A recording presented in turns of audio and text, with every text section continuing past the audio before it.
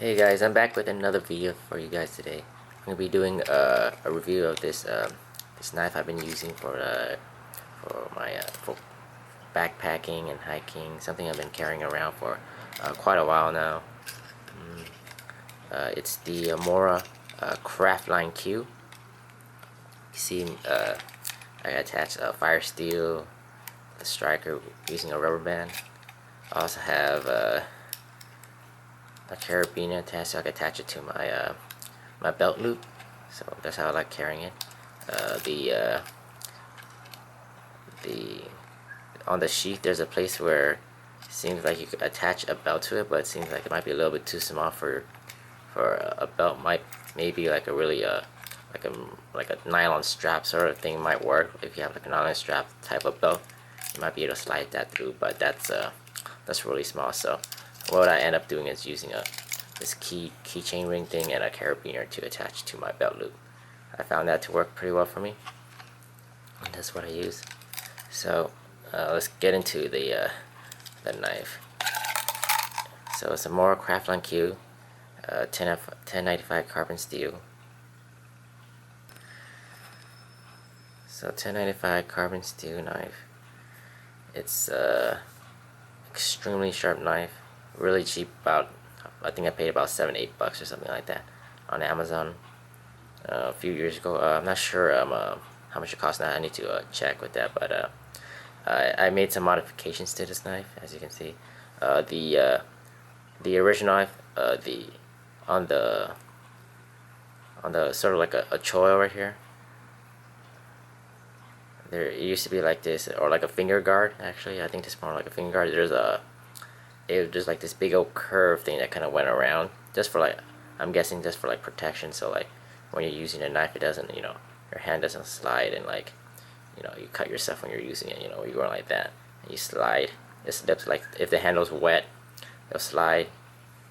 Your hand will slide, and when you're using it, you'll accidentally cut yourself. I think that's why they did that, but it's a little bit overkill, I thought, in my opinion. So what I did, I got my my Dremel tool and just kind of grinded it off and just kind of cleaned it up a little bit, just to make it look more aesthetically pleasing. As for the weight of the knife by itself, it weighs 2.4 ounces. So actually really light for a fixed blade knife. It has a plastic red handle on it. I think it probably comes with different colors as well too.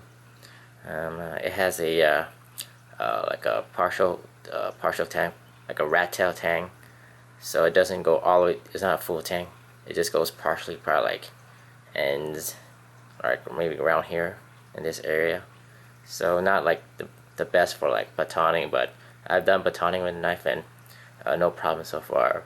But I've seen some people who use it and actually broken the handle just because it's a plastic handle. But if you use a knife within its for its intended purpose and within its means, I think it's a pretty good knife, especially for wood tasks, like wood related tasks, like if you want to do like feather sticking, stuff like that. I think it's really great for feather sticking. Doing carving, that's great too. For me, I usually use it for more for like a fire preparation. So I do like feather sticking, and like I do batoning on it, just to split up some small pieces of wood. Nothing too big, just like just small stuff, just to get a fire going. That's what I use it mostly for. Opening up food packaging when I'm going backpacking or hiking, cutting up food. That's pretty much what I use it for. I bring it along just because it's just so lightweight. It's and it does the job. As for the sheath, it's well, it's just a plastic sheath, not that great in my opinion. It does retain it does stay in there. It's it sort of clicks in when you push it in, but if you shake it like really hard, as you can see, it comes off. So not the greatest sheath in the world, but I know they do sell maybe probably they might sell like a Kydex version of this, a Kydex or maybe like a leather sheath you might be able to find together to work with this, but I just use this sheath just because it's just so lightweight, and it does the job for me.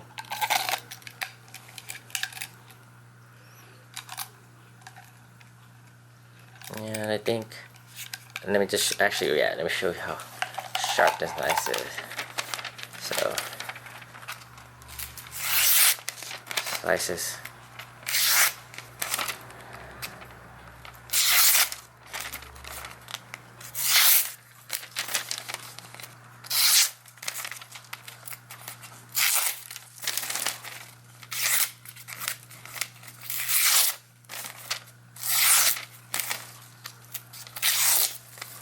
As you can see, it cuts the paper like no problem.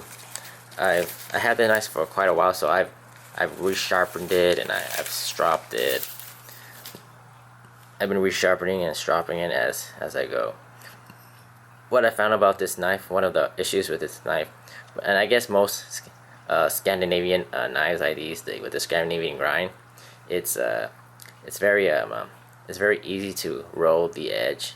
And I think that's it's not specifically to Mora, but I think just generally I'll say like pretty much most Scandinavian grind edges like these grind, it's really easy to roll. So pretty much I found that after I've sharpened it, becomes much more easier to roll. When I already got the knife, I found that the edge didn't roll as much. It's probably because the way I'm sharpening, or maybe the angle I put on it. Maybe to put I think originally from the manufacturer, they might have put like a micro bevel. Yeah, there it goes. Put like a slight micro bevel on the edge just to prevent it from rolling or chipping. But with this knife, I found it to roll more than to chip. Probably just one of the characteristics of the type of steel. So let me just slice more blade for you guys to show how sharp it is.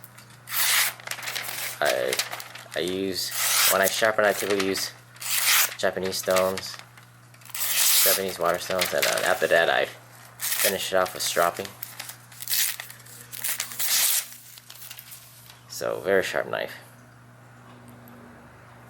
If you want to check them out, check out this knife and get more information about it. I'll provide links below on this video. And also, you can check it out on my Amazon store to see if you're interested in it, and if not, you know, it's cool, not a big deal. But yeah, this is the Mora knife, the Mora Craftline Q.